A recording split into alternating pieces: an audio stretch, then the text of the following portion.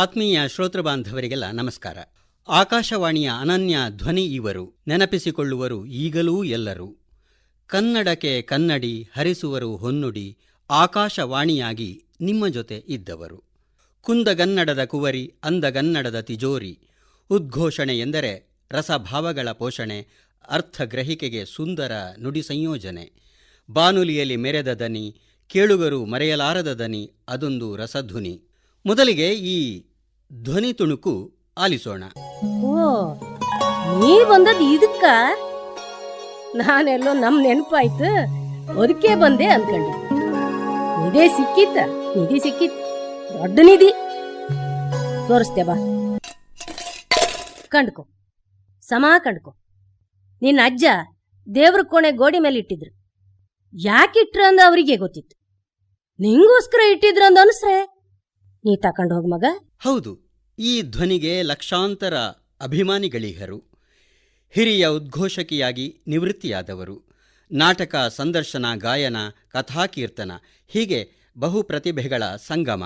ಇವರೇ ನಮ್ಮ ನಿಮ್ಮೆಲ್ಲರ ಅಚ್ಚುಮೆಚ್ಚಿನ ನುಡಿತರಂಗಿಣಿ ನಾರಾಯಣಿ, ಬಾನುಲಿಯ ಭಾವಬಂಧು ನಾರಾಯಣಿ ದಾಮೋದರ್. ನಮಸ್ಕಾರ ಮೇಡಮ್. ತರಂಗಾಂತರಂಗದ ಈ ನುಡಿ ಸಂಚಿಕೆಗೆ ಆತ್ಮೀಯ ಸ್ವಾಗತ. ನನ್ನ ಪ್ರೀತಿಯ ಆಕಾಶವಾಣಿ ಮತ್ತು ಈ ಆಕಾಶವಾಣಿಯ ಮೂಲಕವೇ ನನ್ನ ಬಾಂಧವ್ಯ ಬೆಳೆಸಿಕೊಂಡಿದ್ದ ನನ್ನ ಪ್ರೀತಿಯ ಶ್ರೋತೃಗಳು ಮತ್ತು ಎಲ್ಲ ಸದಭಿಮಾನಿಗಳಿಗೂ ಕೂಡ ಹಾರ್ದಿಕ ನಮಸ್ಕಾರಗಳು. ಸುಮಾರು 40 ವರ್ಷಗಳ ಕಾಲ ಆಕಾಶವಾಣಿ ಮಂಗಳೂರು ಎನ್ನುತ್ತಾ ಕಾಲ ಕಳೆದ ನಾನು ಈಗ ನಿವೃತ್ತಳಾಗಿ 11 ವರ್ಷ ಸಂದಿದೆ. ಹಳೆಯ ನೀರು ಸರಿದು ಹೋಗಿ ಈಗ ಹೊಸ ನೀರು ಹರಿಯುತ್ತಿದೆ. ಹೌದು, ಕಾಲ ನಿಲ್ಲುವುದಿಲ್ಲ. ಆಕಾಶವಾಣಿ ಈ ಕಡೆ ತನಗೂ 50 ವರ್ಷ ಆಗುತ್ತಿದೆ ಎನ್ನುತ್ತಿರುವ ಕಾಲಘಟ್ಟದಲ್ಲಿ ಈಗ ನಾವಿದ್ದೇವೆ. ಆಕಾಶವಾಣಿ ಉದ್ಘಾಟನೆಯಾಗುವ 1 ವಾರದ ಮೊದಲೇ ಆಕಾಶವಾಣಿಯನ್ನು ಪ್ರವೇಶಿಸಿದವಳು ನಾನು. ಹಿಂದೆ ತಿರುಗಿ ನೋಡಿದರೆ ನಾನು ಓಡಿ ಬಂದ, ಎಡವಿ ಬಿದ್ದ, ತಡವರಿಸುತ್ತಾ ಎದ್ದ ಹಲವು ಸಿಹಿ ಕಹಿ ಕ್ಷಣಗಳು ನೆನಪಾಗುತ್ತವೆ. ಇಂಥ ಬದುಕಿನ ಬುತ್ತಿ ಎಲ್ಲರಿಗೂ ದಕ್ಕುವುದಿಲ್ಲ. ಆದರೆ ನನಗೆ ಲಭಿಸಿದೆ ಎನ್ನುವಂಥ ಪೂರ್ಣ ತೃಪ್ತಿ ನನಗಿದೆ. ಪ್ರವೀಣ್, ನಾನೊಬ್ಬಳು ಸಾಮಾನ್ಯ ವ್ಯಕ್ತಿ. ಆದರೆ ನನ್ನ ಅಭಿಮಾನಿಗಳ ಕುತೂಹಲವನ್ನು ಮನ್ನಿಸಿ ಕೆಲವು ವಿಚಾರವನ್ನು ಹೇಳ್ತೇನೆ. ನನ್ನ ತಂದೆ ಪುರಾಣ ಭಾರತ ಕೋಶವನ್ನು ರಚಿಸಿದ ಪಂಡಿತ ಯಜ್ಞನಾರಾಯಣ ಉಡುಪರು, ತಾಯಿ ಸಂಪ್ರದಾಯದ ಹಾಡುಗಳ ಭಂಡಾರವಾಗಿದ್ದ ರುಕ್ಮಿಣಿ ಉಡುಪ ಅವರು. ನಾನು ಹುಟ್ಟಿದ್ದು ತಾಯಿಯ ಊರಾದ ಉಡುಪಿ ತಾಲೂಕಿನ ಐರೋಡಿಯಲ್ಲಿ. ಐರೋಡಿ ಅಂದರೆ ಬ್ರಹ್ಮಾವರದ ಸಮೀಪ ಬರುತ್ತದೆ. ಅನಂತರ ನನ್ನ ತಂದೆಯ ಮೂಲಮನೆ ಸಾಲಿಗ್ರಾಮದಲ್ಲಿ 3 ವರ್ಷ ಪ್ರಾಯದವರೆಗೆ ಇದ್ದೆ. ಆಮೇಲೆ ತಂದೆಯವರಿಗೆ ಕೋಟೇಶ್ವರ ಬೋರ್ಡ್ ಹೈಸ್ಕೂಲ್ಗೆ ವರ್ಗಾವಣೆ ಆದಾಗ ನಮ್ಮ ಇಡೀ ಕುಟುಂಬ ಕೋಟೇಶ್ವರಕ್ಕೆ ಬಂದು ನೆಲೆಸಿತು. ಕೋಟೇಶ್ವರದಲ್ಲಿಯೇ 6ನೇ ತರಗತಿಯವರೆಗೆ ನನ್ನ ವಿದ್ಯಾಭ್ಯಾಸ ನಡೆಯಿತು. ಆಮೇಲೆ ಕುಂದಾಪುರದ ಬೋರ್ಡ್ ಹೈಸ್ಕೂಲ್ನಲ್ಲಿ ಪದವಿ ಪೂರ್ವ PUC ತರಗತಿಗಳು ಆರಂಭಗೊಂಡಾಗ, ಆಗ ಪದವಿ ಪೂರ್ವ PUC ಅನ್ನುವಂಥದ್ದು 1 ವರ್ಷ ಇತ್ತು. ಈಗ 2 ವರ್ಷ ಇರ್ಬೋದು, ಆದರೆ ಆಗ 1 ವರ್ಷದ PUC ಇತ್ತು. ಅಂಥ PUC ತರಗತಿ ಕುಂದಾಪುರದ ಬೋರ್ಡ್ ಹೈಸ್ಕೂಲ್ನಲ್ಲಿ ಆರಂಭಗೊಂಡಾಗ ನನ್ನ ತಂದೆ ಆಗ ಅಲ್ಲಿ ಸೀನಿಯರ್ ಆಗಿದ್ದರು ಜಿಲ್ಲೆಯಲ್ಲಿ. ಅವರನ್ನು ಕುಂದಾಪುರದ ಆ ಶಾಲೆಗೆ ವರ್ಗ ಮಾಡಿದರು. ಆಗ ನಾವೆಲ್ಲ ಕುಂದಾಪುರಕ್ಕೆ ಗುಳೆ ಹೋದೆವು. ಅಲ್ಲಿ ನಾನು 7ನೇ ತರಗತಿಗೆ ಸೇರಿಕೊಂಡೆ. ಅಲ್ಲಿಂದ ಮುಂದೆ ನನ್ನ ವಿದ್ಯಾಭ್ಯಾಸವೆಲ್ಲ ಕುಂದಾಪುರದಲ್ಲೇ ನಡೆಯಿತು. ನಾನು ಭಂಡಾರ್ಕರ್ಸ್ ಕಾಲೇಜಿನ ವಿದ್ಯಾರ್ಥಿನಿ. ಕುಂದಾಪುರ ನನ್ನ ಪ್ರೀತಿಯ ನೆಲ. ನಾನು ಆಕಾಶವಾಣಿ ಸೇರಿದಂಥ ಸಂದರ್ಭದಲ್ಲಿ ನಾರಾಯಣಿ ಕುಂದಾಪುರ ಎಂದು ಹಲವಾರು ಕಾರ್ಯಕ್ರಮಗಳನ್ನು ಮಾಡಿದ್ದಿದೆ. ಅನಂತರ ನನ್ನ ಮದುವೆ ಆದ ನಂತರ ನಾರಾಯಣಿ ದಾಮೋದರ್ ಎಂದು ನನ್ನ ಹೆಸರನ್ನು ಹೇಳಿಕೊಳ್ಳತೊಡಗಿದೆ. ಶಾಲೆ ಸೇರುವ ಮೊದಲೇ ನನ್ನ ಅಪ್ಪಯ್ಯನ ಜೊತೆಗೆ ಕೋಟೇಶ್ವರದಲ್ಲಿದ್ದಾಗಲೇ ಅವರ ಜೊತೆಗೆ ಶಾಲೆಗೆ ನುಗ್ಗಿ ಅಲ್ಲಿ ಸಾಂದರ್ಭಿಕವಾಗಿ ನಡೆಸುತ್ತಿದ್ದಂಥ, ಅಂದರೆ ನೆಹರು ಜಯಂತಿ, ಗಾಂಧಿ ಜಯಂತಿ, ಮಕ್ಕಳ ದಿನಾಚರಣೆ, ಇಂಥ ಹಲವಾರು ಸಂದರ್ಭಗಳಲ್ಲಿ ಶಾಲೆಗಳಲ್ಲಿ ನಡೆಸುತ್ತಿದ್ದಂಥ ಆಟೋಟ, ಸಂಗೀತ, ಭಾಷಣ ಸ್ಪರ್ಧೆಗಳಲ್ಲಿ ನಾನು ಕೂಡ ಮೂಗು ತೂರಿಸಿ ಅಲ್ಲಿ ನೆರೆದ ಮಕ್ಕಳಿಗೆ ಮತ್ತು ಶಿಕ್ಷಕರಿಗೆ ಕೂಡ ಪುಕ್ಕಟೆಯಾಗಿ ಮನರಂಜನೆ ಕೊಟ್ಟು ಪ್ರೋತ್ಸಾಹಕ ಬಹುಮಾನ ರೂಪದಲ್ಲಿ ಪೆಪ್ಪರ್ಮೆಂಟು, ಬಿಸ್ಕತ್ತು ಪೊಟ್ಟಣಗಳನ್ನು ಮನೆಗೆ ಹೊತ್ತು ತರುತ್ತಿದ್ದಂಥ ಅಧಿಕ ಪ್ರಸಂಗಿಯಾಗಿದ್ದವಳು ನಾನು. ಅನಂತರ ಕುಂದಾಪುರಕ್ಕೆ ಬಂದ ಮೇಲೆ ನನ್ನ ಕ್ಷೇತ್ರ ಸ್ವಲ್ಪ ವಿಸ್ತಾರ ಆಯಿತು. ಶಾಲೆಗಳಲ್ಲಿ ನಡೆಸುತ್ತಿದ್ದ ಎಲ್ಲ ಬಗೆಯ ಸಾಂಸ್ಕೃತಿಕ ಕಾರ್ಯಕ್ರಮಗಳಲ್ಲಿ ನಾನು ಬಹುಮಾನ ಲಪಟಾಯಿಸತೊಡಗಿದೆ. ಈ ಬಗೆಯ ನನ್ನ ಚಟುವಟಿಕೆಗಳು ಶಾಲಾ ಮಕ್ಕಳ ಮೂಲಕ ಊರಿನ ಜನರಿಗೂ ಗಮನಕ್ಕೆ ಬರತೊಡಗಿತು. ನಾನು 8ನೇ ತರಗತಿಯಲ್ಲಿದ್ದಾಗ ನನ್ನ ಅಪ್ಪಯ್ಯ ನನ್ನನ್ನು ಹಿಂದೂಸ್ತಾನಿ ಶಾಸ್ತ್ರೀಯ ಸಂಗೀತದ ತರಗತಿಗೆ ಸೇರಿಸಿದರು.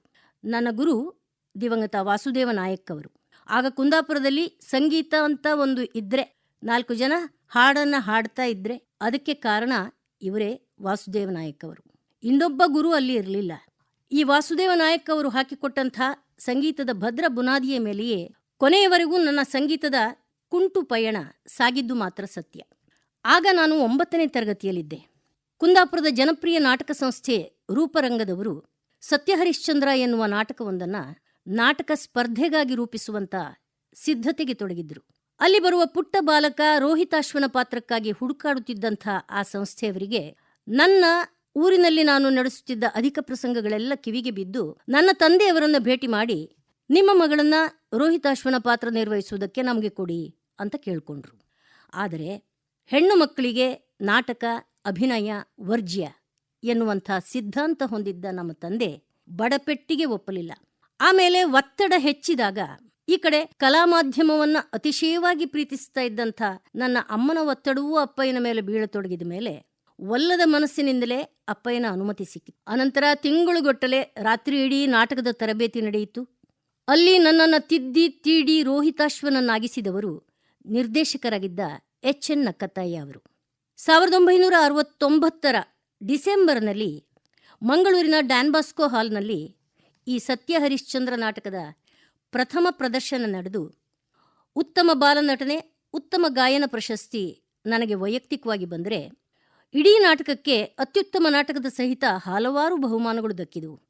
ಮುಂದೆ ಕೆಲವೇ ದಿನಗಳಲ್ಲಿ ಉಡುಪಿಯ ಶ್ರೀಕೃಷ್ಣ ಮಠದ ರಾಜಾಂಗಣದಲ್ಲಿ ಈ ಹರಿಶ್ಚಂದ್ರ ನಾಟಕದ 2ನೇ ಪ್ರದರ್ಶನ, ಮುಂದೆ ಸ್ವಲ್ಪ ದಿನದಲ್ಲೇ ಕುಂದಾಪುರದ ಪದವಿ ಪೂರ್ವ ಕಾಲೇಜಿನ ಬಯಲು ರಂಗಮಂಟಪದಲ್ಲಿ 3ನೇ ಪ್ರದರ್ಶನ ಅದ್ದೂರಿಯಾಗಿ ನಡೆಯಿತು. ಕುಂದಾಪುರದ ನನ್ನ ಜನರೆದುರಿನಲ್ಲಿ ಅಭಿನಯಿಸುವಂತಹ ಒಂದು ಮಹದವಕಾಶ ನನಗೆ ಲಭ್ಯವಾಯಿತು. ನಾರಾಯಣಿಯ ಅಮೋಘ ಅಭಿನಯ ಅಂತ ಜನರು ಬಾಯ್ಬಿಟ್ಟು ಹರಿಸಿದರು. ಇದು ನನ್ನ ಕಲಾ ಬದುಕಿನ ಮೊದಲ ಹೆಜ್ಜೆ. ನನ್ನ ತಂದೆಯವರ ವಿರೋಧದಿಂದಾಗಿ ಅಲ್ಲಿಗೆ ನನ್ನ ನಾಟಕ ಮುಗಿದು ಹೋಯಿತು. ಹೆಣ್ಣು ಮಕ್ಕಳು ಹೀಗೆ ನಾಟಕ ಮಾಡುತ್ತಾ ಊರೆಲ್ಲ ತಿರುಗಿದರೆ ಅವರ ಮನಸ್ಸು ಕೆಟ್ಟು ಹೋಗಿ ಮನೆ ಕುಟುಂಬವೇ ಬೇಡದಂತಾಗುತ್ತದೆ, ಅವರು ಎಲ್ಲಿಯೂ ಸಲ್ಲದ ಪ್ರಾಣಿಗಳಾಗುತ್ತವೆ ಅಂತ ಬಾಯಿ ಬಿಟ್ಟು ಮನೆಯಲ್ಲಿ ಹೇಳಿ ಅಮ್ಮನಿಗೆ ಹೆದರಿಸಿ ನಾಟಕ ತಪ್ಪಿಸಿ ಮತ್ತೆ ನನ್ನನ್ನು ಅವರು ಸಂಗೀತದ ತರಗತಿಗೆ ಕಳಿಸತೊಡಗಿದರು. ಜೊತೆಗೆ ಮನೆಯಲ್ಲಿಯೇ ನನ್ನನ್ನು ಕಟ್ಟಿ ಹಾಕಲಿಕ್ಕೆ ಅವಶ್ಯವಾದಂಥ ಒಂದು ವ್ಯವಸ್ಥೆಯನ್ನು ಕೂಡ ಬಹುಶಃ ಅಪ್ಪಯ್ಯ ಯೋಜಿಸಿಕೊಂಡಿದ್ದರು. ಅಂದಿನಿಂದ ಬೆಳಿಗ್ಗೆ 4 ಗಂಟೆಗೆ ನನ್ನನ್ನು ಎಬ್ಬಿಸಿ ಕನ್ನಡ ಸಾಹಿತ್ಯದಲ್ಲಿರುವಂಥ ಆಕರ್ಷಕ ವರ್ಣನೆಗಳು, ಕಂದಪದ್ಯಗಳು, ಸರ್ವಜ್ಞನ ವಚನಗಳು, ವಾರ್ಧಿಕ ಷಟ್ಪದಿ, ಭಾಮಿನಿ ಷಟ್ಪದಿ ಇವನ್ನೆಲ್ಲ ಬಾಯ್ಪಾಠ ಮಾಡಿಸತೊಡಗಿದರು. ಮುಂದೊಂದು ದಿನ ನನ್ನನ್ನು ಕೂಡಿಸಿಕೊಂಡು, ಹರಿಕಥೆ ನಿರಪಾಯಕಾರಿಯಾದ ಕಲಾ ಮಾಧ್ಯಮ, ಅಲ್ಲಿ ನೀನು ಏಕಾಂಗಿಯಾಗಿ ನಿನ್ನ ಪ್ರತಿಭೆ ತೋರಿಸಬಹುದು ಮಗು, ಹರಿಕಥೆ ಮಾಡ್ತೀಯಾ ಅಂತ ನನ್ನನ್ನು ಕೇಳಿದರು.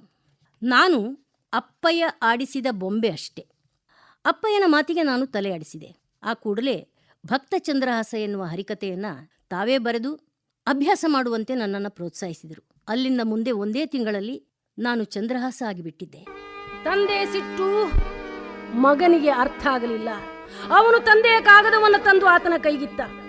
ಮಂತ್ರಿ ಪತ್ರವನ್ನು ಓದಿದ, ಪುನಃ ಓದಿದ.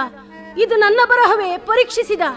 ಎಲ್ಲ ಚಂದ್ರಹಾಸನಿಗೆ ಅನುಕೂಲವಾಗಿ ವಾಕ್ಯಗಳು ಬದಲಾವಣೆಯಾಗಿವೆ. ಏನಾಶ್ಚರ್ಯ! ಏನಿದಚ್ಚರಿ ಇಂದಿನ ಪರಿ, ಏನಿದಚ್ಚರಿ ಇಂದಿನ ಪರಿ, ಕಾಣಲಾರೆ ಪದವ ಎಂತಾದುದೈ, ಏನಿದಚ್ಚರಿ ಇಂದಿನ ಪರಿ, ಏನಿದಚ್ಚರಿ.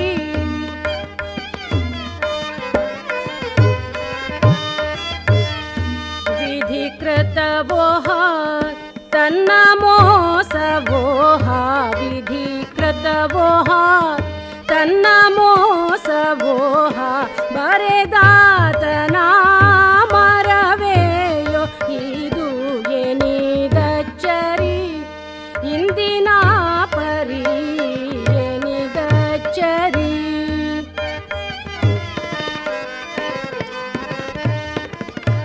ಮದನ್ನಲ್ಲಿ ತಪ್ಪಿಲ್ಲ. ವಿಧಿ ಲಿಖಿತವನ್ನು ನಿವಾರಿಸಲು ಸಾಧ್ಯವುಂಟೆ? ಮೊದಲು ಋಷಿಗಳಾಡಿದ ಮಾತು ಎಂದೂ ತಪ್ಪಲಾರದು. ಹರಿಕಥೆಯಲ್ಲಿ ಅಳವಡಿಸಿದ್ದ ಭಾಮಿನಿ, ವಾರ್ಧಿಕ ಷಟ್ಪದಿ, ಕಂದಪದ್ಯಗಳ ಸಹಿತ ಸಂಪ್ರದಾಯದ ಹಾಡುಗಳು, ದಾಸರ ಪದಗಳು ಎಲ್ಲವನ್ನೂ ಕೂಡ ನನ್ನ ಸಂಗೀತದ ಗುರು ವಾಸುದೇವ ನಾಯಕ್ ಅವರು ಬಗೆ ಬಗೆಯ ರಾಗಗಳಿಂದ ಸಿಂಗರಿಸಿದ್ರು. ಹಾಡುಗಳ ಸಮಯೋಚಿತ ಆಯ್ಕೆ ಮಾಡುವಾಗ ನನ್ನ ಅಮ್ಮ ತನ್ನ ಪೂರ್ಣ ಸಹಕಾರ ಕೊಟ್ಟಿದ್ದಳು. ತನ್ನ ಸಂಗ್ರಹದಲ್ಲಿದ್ದ ಹಾಡುಗಳ ಭಂಡಾರವನ್ನೇ ಅಪ್ಪಯ್ಯನ ಎದುರಿಗೆ ತೆರೆದಿಟ್ಟು ಬಿಟ್ಟಿದ್ದಳು. ಈ ಸಿದ್ಧ ಆಹಾರವನ್ನ ವಾತಾಪಿ ಜೀರ್ಣೋಭವ ಎನ್ನುತ್ತಾ ಉಂಡು ಅರಗಿಸಿಕೊಂಡದ್ದು ಮತ್ತು ಅದು ನನ್ನದೇ ಎಂಬಂತೆ ಪ್ರಸ್ತುತಪಡಿಸಿದ್ದು ಮಾತ್ರ ನನ್ನ ಸಾಧನೆ. ಆನೆಗುಡ್ಡೆಯ ಶ್ರೀ ಸಿದ್ಧಿವಿನಾಯಕನ ಮುಂದೆ ನನ್ನ ಮೊದಲ ಹರಿಕಥೆಯ ಪ್ರಯೋಗ ನಡೆಯಿತು. ಇದೊಂದು ಸುದ್ದಿಯಾಗಿ ಅಂದಿನ ಪತ್ರಿಕೆಗಳಲ್ಲಿ ಬರತೊಡಗಿದ ನಂತರ ಸಾರ್ವಜನಿಕವಾಗಿ ಕಾರ್ಯಕ್ರಮ ನೀಡುವುದಕ್ಕೆ ನನಗೆ ಕರೆ ಬರತೊಡಗಿತು. ಮುಂದೆ ಕರ್ನಾಟಕದಾದ್ಯಂತ, ನೆರೆಯ ಕೇರಳದಲ್ಲೂ ಕೂಡ ಹರಿಕತೆ ಮಾಡುತ್ತಾ ಲೋಕಸಂಚಾರ ಮಾಡಿ ಲೋಕಾನುಭವಕ್ಕೆ ಎರವಾದದ್ದು ನನ್ನ ಬದುಕಿನ ಅವಿಸ್ಮರಣೀಯ ದಿನಗಳು.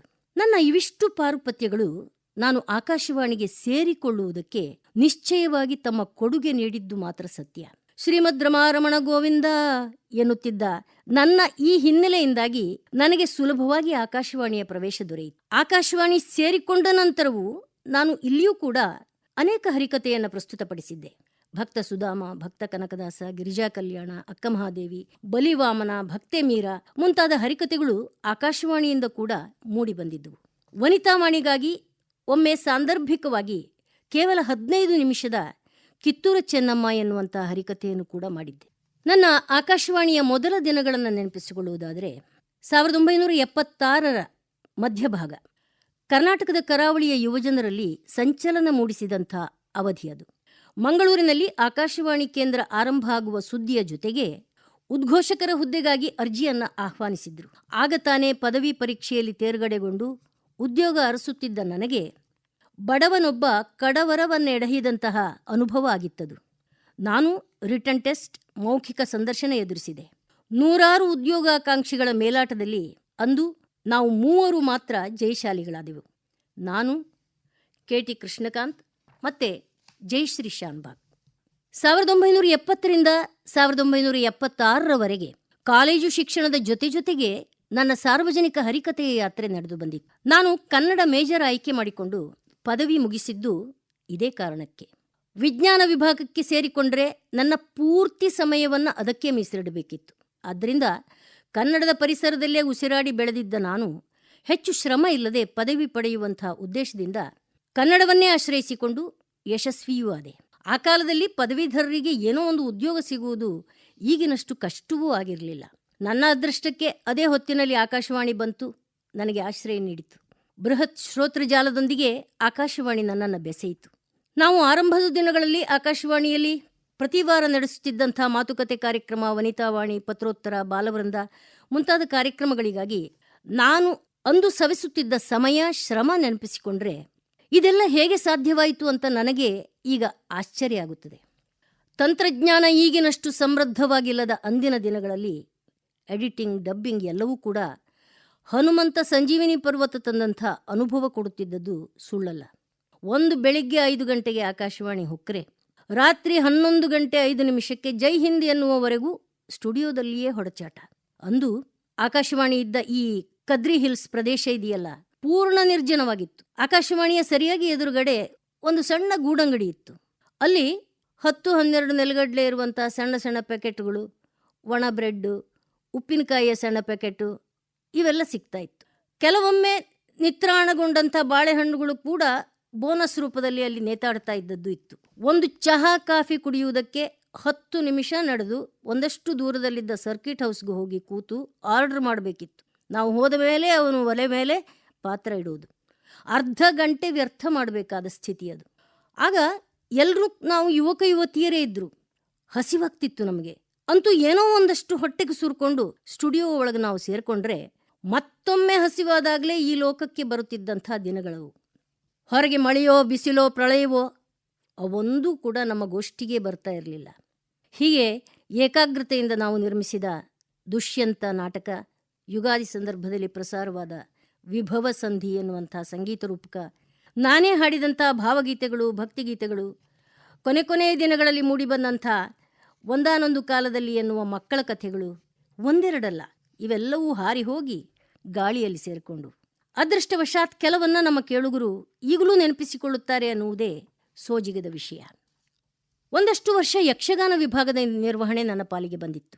ಯಕ್ಷಗಾನ ರಂಗದ ದಿಗ್ಗಜರನ್ನ ಕಿವಿಯಾರೆ ಕೇಳುವ ಮತ್ತು ನೋಡಿ ಮಾತನಾಡಿಸುವಂತಹ ಸೌಭಾಗ್ಯವನ್ನ ನಾನು ಖುಷಿಯಿಂದ ಅನುಭವಿಸಿದ್ದು ಕೂಡ ನನಗೆ ದೊರೆತ ಭಾಗ್ಯ. ಉಪ್ಪೂರು ನಾರಣಪ್ಪ ಭಾಗವತರು, ಐರೋಡಿ ಸದಾನಂದ ಹೆಬ್ಬಾರ್, ಗುಣ್ಮಿ ರಾಮಚಂದ್ರ ನಾವಡ, ಕಾಳಿಂಗ ನಾವಡರು, ಬಲಿಪ ನಾರಾಯಣ ಭಾಗವತರು, ಕಡತೋಕ ಮಂಜುನಾಥ ಭಾಗವತರು ಮುಂತಾದ ಅನೇಕ ಹಿರಿಯ ಯಕ್ಷಗಾನ ಪಟುಗಳು ತಮ್ಮ ಬಳಗದೊಂದಿಗೆ ಬಂದಾಗ ಅವರ ಧ್ವನಿ ಮುದ್ರಣ ಮಾಡುವ ಅವಕಾಶ ನನಗೆ ಲಭಿಸಿತ್ತು. ರಾಮಚಂದ್ರ ನಾವಡ, ಕಾಳಿಂಗ ನಾವಡ, ಸದಾನಂದ ಹೆಬ್ಬಾರ್ ಮುಂತಾದ ಕೆಲವು ತಂಡವನ್ನು ಮನೆಗೂ ಕರೆದುಕೊಂಡು ಹೋಗಿ ಆ ಕಾಲದಲ್ಲಿ ಉಪಚಾರ ಮಾಡಿ ಕಳಿಸಿದ್ದು ಈಗಲೂ ನನಗೆ ನೆನಪಾಗುತ್ತದೆ. 1977ರಲ್ಲಿ ನಡೆದ ಘಟನೆ ಇದು. ಮಂಗಳೂರು ಆಕಾಶವಾಣಿ ಉದ್ಘಾಟನೆಯಾಗಿ 1 ವರ್ಷವೂ ಕಳೆದಿರಲಿಲ್ಲ. ನಾನು ಉದ್ಘೋಷಕಿಯಾಗಿ ಮತ್ತೆ ಕಮಲಾ ಹೆಮ್ಮಿಗೆ ಎನ್ನುವರು ಕರ್ತವ್ಯಾಧಿಕಾರಿಯಾಗಿ ಅವತ್ತು ಸಂಜೆ ಪಾಳಿಯ ಕರ್ತವ್ಯದಲ್ಲಿ ನಿರತರಾಗಿದ್ದೆವು. ಅನ್ಯ ಕಾರ್ಯ ನಿಮಿತ್ತ ಮಂಗಳೂರಿಗೆ ಅಂದು ಆಗಮಿಸಿದ್ದ ಕನ್ನಡದ ವರನಟ ಡಾಕ್ಟರ್ ರಾಜ್ಕುಮಾರ್ ಅವರು ಹೊಸ ಆಕಾಶವಾಣಿಯನ್ನು ಸಂದರ್ಶಿಸಬೇಕು ಅಂತ ನಮ್ಮ ಸ್ಟುಡಿಯೋಕ್ಕೆ ಬಂದಿದ್ರು. ಅದು ಗೋಧೂಳಿಯ ಹೊತ್ತು. ಅಂದಿನ ಮತ್ತು ಇಂದಿನ ಯುವಕರನ್ನು ಕೂಡ ನಾಚಿಸುವಂತಿದ್ದ, ಕನ್ನಡ ಭಾಷೆಯನ್ನು ಅತಿ ಸುಂದರವಾಗಿ ಬಳಸುತ್ತಿದ್ದ, ನನ್ನ ಅಚ್ಚುಮೆಚ್ಚಿನ ನಟರೂ ಆಗಿದ್ದ ಸರ್ವಾಂಗ ಸುಂದರ ರಾಜ್ಕುಮಾರ್ ಅವರು ಸ್ವಚ್ಛ ಕಲೆಯ ಪ್ರತಿರೂಪದಂತೆ ಅಂದು ನನಗೆ ಕಂಡಿದ್ದರು. ಶುಭ್ರ ಶ್ವೇತ ವಸ್ತ್ರಧಾರಿಯಾಗಿದ್ದ ರಾಜ್ ಅವರ ನಡೆ ನುಡಿಗಳಲ್ಲಿ ಸಹಜವಾಗಿ ಆ ದಿನ ಹೊಮ್ಮುತ್ತಿದ್ದ ನಮ್ರತೆ ಕಣ್ಮನ ಸೆಳೆಯುವಂತಿದ್ದುವು. ಅವರ ನಡೆನುಡಿಯಲ್ಲಿ ಕಾಣಿಸುತ್ತಿದ್ದುದು ಒಂದೇ ಭಾವ, ನೀವು ದೊಡ್ಡವರು, ನೀವು ದೊಡ್ಡವರು ಅನ್ನುವಂತಹ ಒಂದು ಮೃದುಭಾವ. ಅವರ ಪ್ರತಿಯೊಂದು ಚಲನವಲನ ಕೂಡ ಸಜ್ಜನಿಕೆಯ ಜೀವಂತ ಸಾಕ್ಷಿಯಂತಿದ್ದುವು, ಸಜ್ಜನಿಕೆಯ ಜೀವಂತ ವ್ಯಾಖ್ಯೆಯಂತಿದ್ದುವು.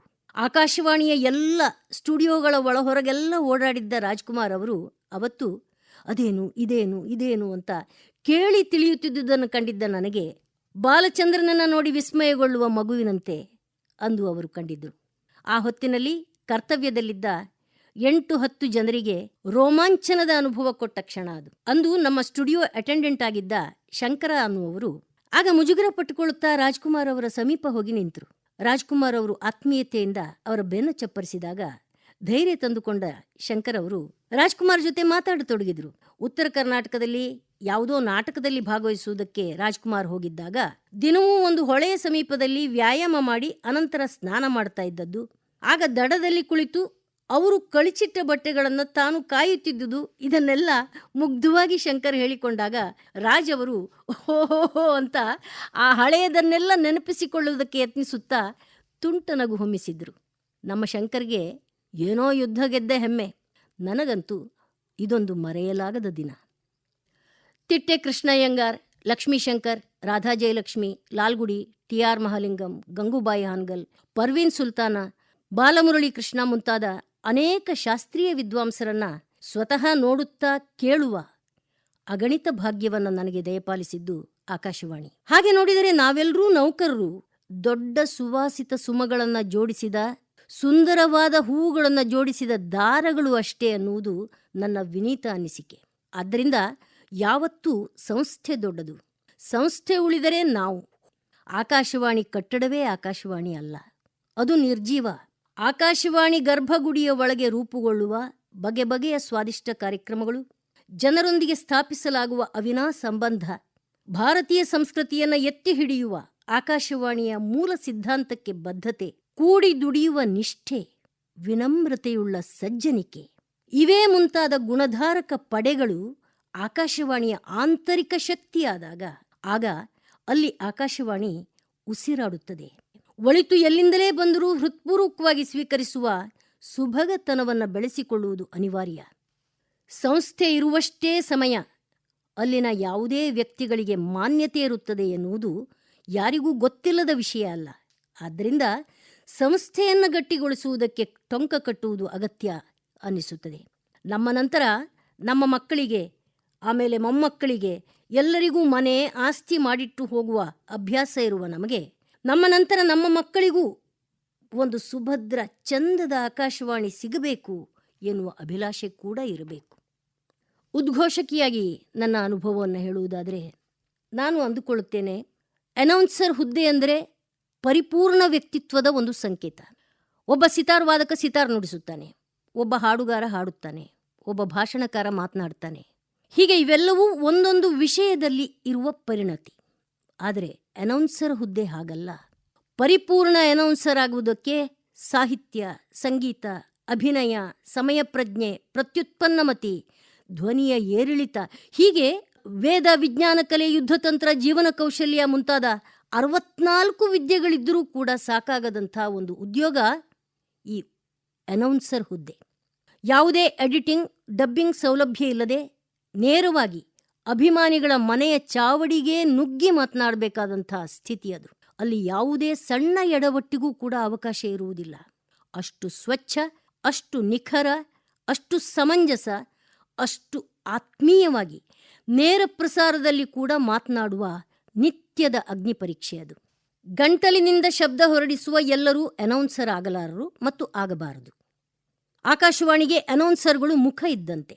ಉಳಿದ ಎಲ್ಲ ವಿಭಾಗಗಳು ಮುಖ್ಯ ಅಂಗಾಂಗಗಳು.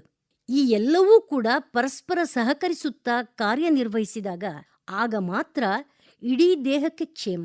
ಯಾವುದೇ ಸಂಸ್ಥೆಗೂ ಕೂಡ ಇದೇ ನ್ಯಾಯ ಅನ್ವಯ ಆಗುತ್ತದೆ.